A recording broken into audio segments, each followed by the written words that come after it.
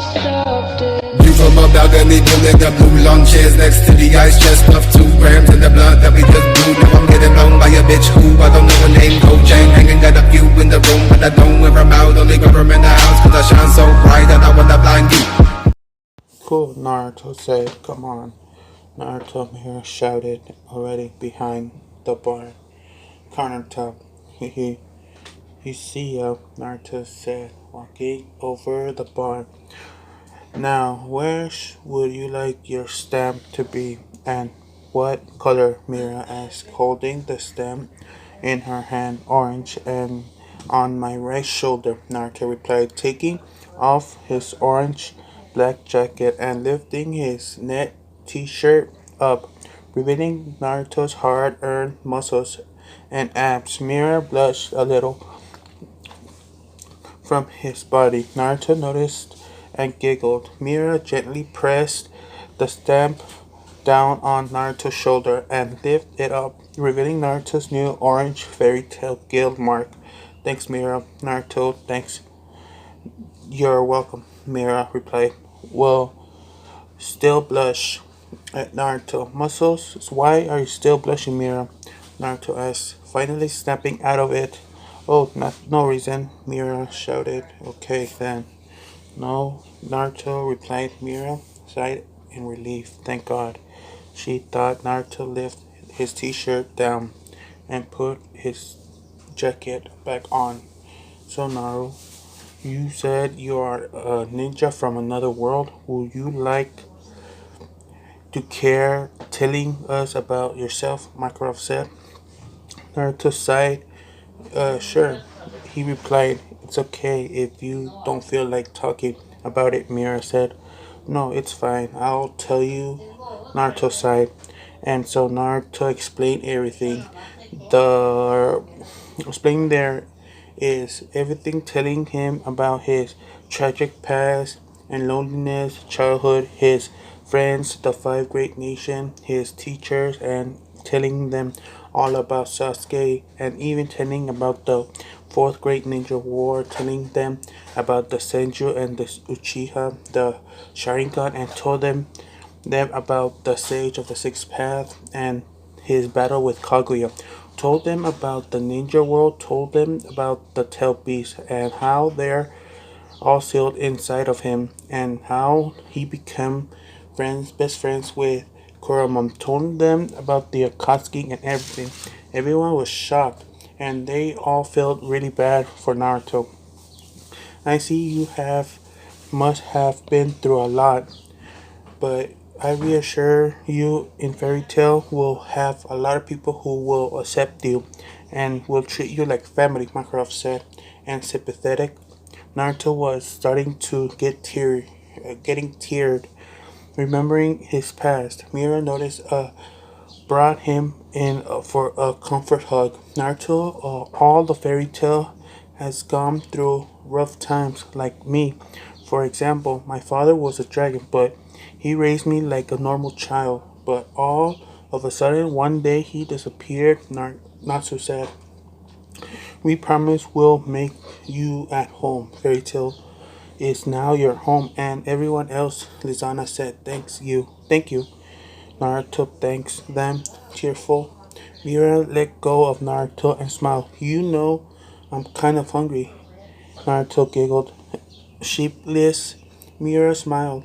Well, what do you want me to do? Do you know how to make miso robin pork? Naruto asked. Of course, Mira said.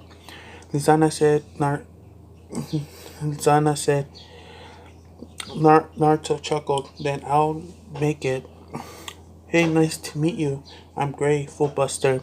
A raven-haired boy come and said he appeared to have no clothes, one but his boxers, no sweat dropped. Where are his clothes?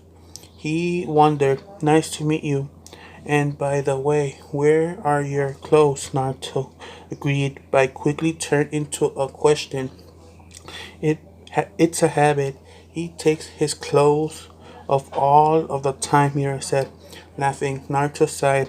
Yeah, put some clothes in icicle, Naruto demanded, bumping foreheads with Gray. What do you say, fire eater?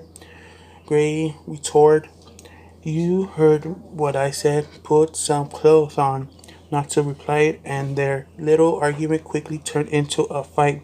But their fight was broken by a red-haired wizard, what seemed no older than the two boys or Naruto. Stop fighting, you boys. You got it, said, demanding, taking her heads away and slamming them together, knocking them out. Yes, ma'am.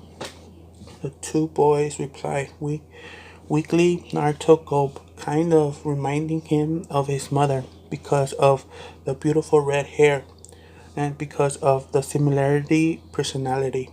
The girl was over the Naruto and held a hand out, asking Naruto to shake it. Nice to meet you. I'm Erza Scarlet, she said. Naruto stared. He couldn't get over how much she resembles his mother. What's wrong? Urza asked, snapping Naruto out of it. Oh, nothing. It's just that your red hair reminds me of my mother, Naruto answered. Oh, really? Interesting, but I thought your parents died. How did you meet your mother? Urza asked. Oh, you see, whenever I was training to gain control over the Nine Tails, I almost lost control of it. But because my father sealed some of her chakra inside of me, she was able to get in touch with me and help me control the Nine Tails power. Naruto answered. If you don't mind me asking, how did you meet your father? Erza asked. It's because when I lost control over the Nine Tails, I was about to release the Nine Tails, but since my father also sealed some of his chakra inside of me, he was able to stop me from releasing the Nine Tails. Naruto answered again. Wow, this is called chakra. It's your energy source or something? Urza asked, getting more interesting. Naruto nodded. Yep, it's basically our life force. So if we are completely drained, and I mean all completely drained, then the ninja dies. Useless. A medical ninja or any ninja will is willing to give up some of their chakra for a completely drained ninja, Naruto said. Urza was shocked, but Naruto said, but paused. If it was my precious friend, then I will gladly give up all my chakra inside of me if it means my friends will be safe. He finished shocking Urza even more to the core. Naruto, you're a very kind person, you know? Urza said, touching my Naruto's words. Naruto smiled. If you're really as powerful as you said you were, then I want you to fight me.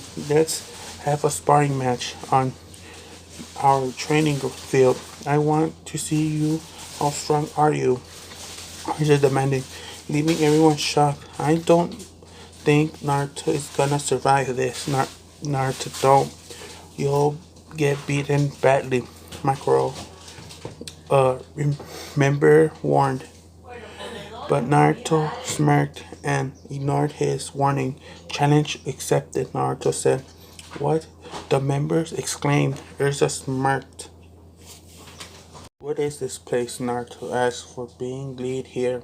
It's the training ground, Erza answered. Now shall we get the fight started?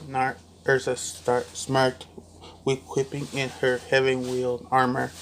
Oh no, the heaven wheel Naruto is for sure dead. Happy said, come on, Erza, give him a chance, Gray said, for the sidelines. But Naruto smirked, reaching for his pocket knife. Pulling out a katana knife, Erza had a wheel of swords surrounding her, ready to aim at Naruto. Naruto held a kunai ready to deflect every one of those swords with his kunai. Erza then fired all of the swords, and they shoot straight to Naruto. Yep, Naruto is dead, Natsu said from the sidelines. It was nice knowing you, man. Knowing you, man, Wakaba said. As the sword charged at Naruto, he deflected them without moving. The sword was just with his kunai. Everyone, including Erza, was shocked. He deflected them, Erza said in awe. That was amazing, Natsu said, but Erza wasn't about to give up yet. Naruto stood here with his kunai held over his head, ready for another round, and he predicted Erza to shoot another round of swords at Naruto, however, only for all of the swords to be deflected by Naruto once again. Impressed, as Erza said.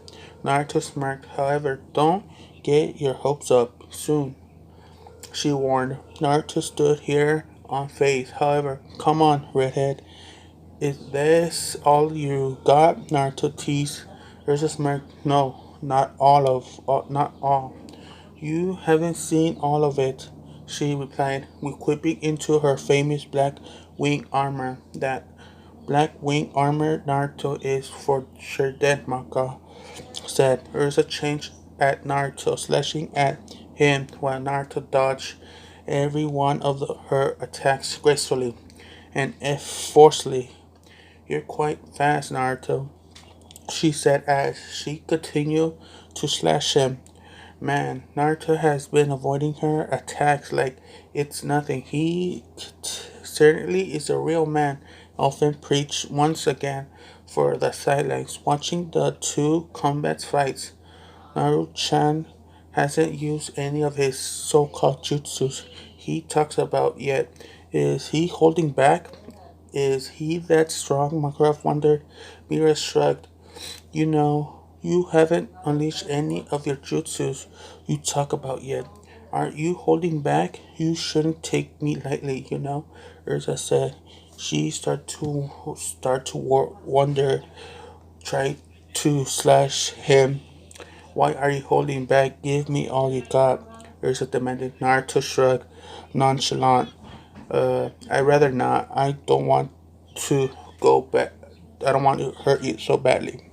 Naruto said. Urza grunted with furious. What do I have to do to get him to unleash a jutsu on me? She wondered. Then I guess I'll have to force a jutsu out of you, Urza said, equipping into her lightning empress armor. And I shot a bolt lightning from Naruto. Staff aiming towards Naruto, but Naruto dodged her attack again. Urza grinned her teeth and equipping into her different armor. She equipped into a Japanese rope. I wonder what Urza is planning on doing in order for Naruto to unleash a jutsu. The blue furry cat wondered.